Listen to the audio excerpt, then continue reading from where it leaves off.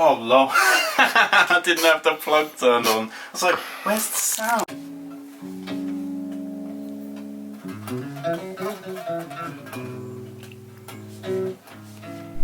I'm always listening to just loads of music. I was a music fan before I made music. So you know, I've been listening to loads of stuff over the past 6 months that I've been working on this EP, and I created a playlist of kind of all the tracks that I was like, oh, that could work for one of the EPs. But I've got so much random stuff in here, and it's not about like the sound or what they're saying or anything like that. I think it's just like the feeling it gave me, and I wanted to capture that and try and replicate that sort of feeling in the EP. But there's loads of stuff in here that things that are more similar down my lane and like with similar to the music that I make. Caribou, Can't Do Without You, and then Fleet Foxes, The Cascades. Woo!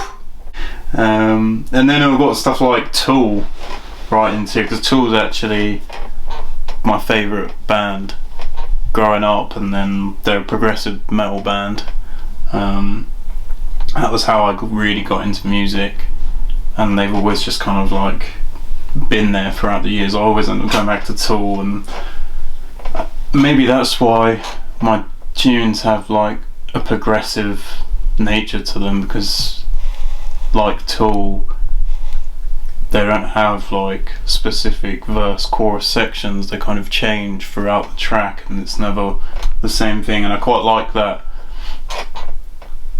because it's almost like a journey through the song. Yeah. And then there's a lot of stuff in there for the next EP, but we ain't got that far yet.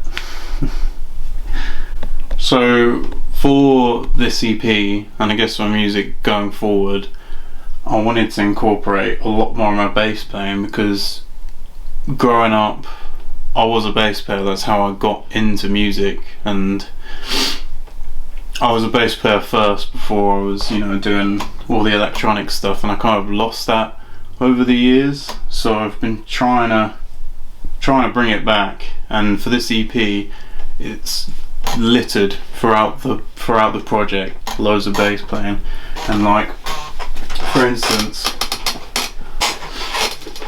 just experimenting with some like chords, bass chords and normal notes as well, because I quite like the combination of the two. They both, having them both in there kind of fills up the frequency spectrum in a nice way.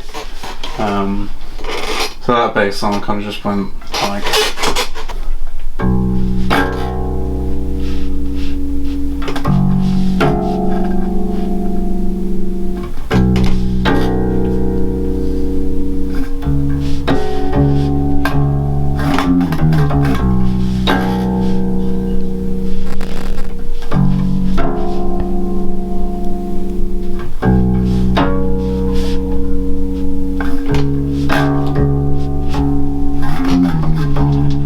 And then when I was writing it, I was like, how can I progress from this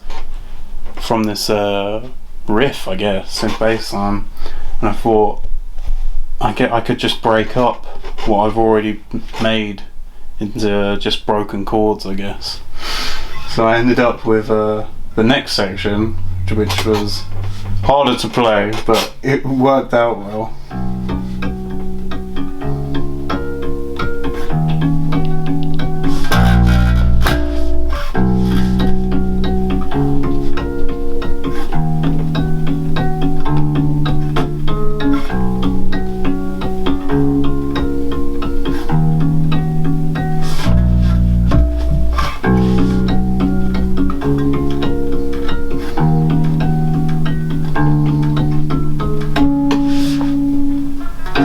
I guess with this EP as well, I wanted to just take my bass playing and see how far I could push it. I mean, this is because you can do a lot with a simple source sound and all of the technology that we kind of have available today. I mean, the other day I was working on this, which is literally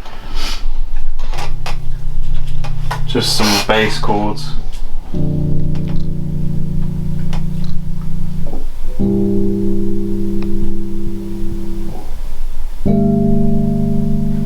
It's pretty simple, but if you reverse it and then, you know, add some effects, basically I kind of just employed a feedback and a thermal, which is basically saturation, distortion, and you end up with something that's like completely different and changes the vibe completely. Oh, that was a bit loud.